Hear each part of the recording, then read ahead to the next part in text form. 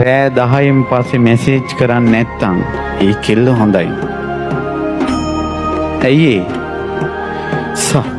සමහර කොල්ලන්ට මේ කෙල්ලෝ මැසේජ් කරනවා පාන්දර 1-2ට. ওই ප්‍රශ්න කතා කරගෙන ආපු අයගේ ෆෝන් මම බලලා තියෙනවා. අවසානෙට අනේ කියලා මොකද්ද දන්නේ නැහැ.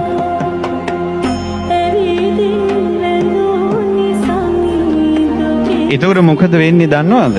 විවාහ වුණාට පස්සේ ඔය නිදි මරණ එක පුරුද්දට යනවා. කොල්ල වැඩ කරලා මහන්සියට ඇවිල්ලා බුදිය ගන්නවා. කෙල්ලට නිින්ද යන්නේ. ෆෝන් එක ඔබ ඉඳලා අන්න වෙන මිනිහලත් එක පැටලෙන තැන.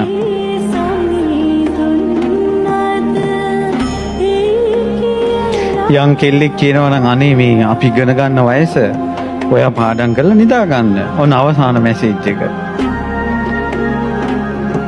වේලාවට නිදා ගන්නවා වේලාවට අවදි වෙනවා කියන එක.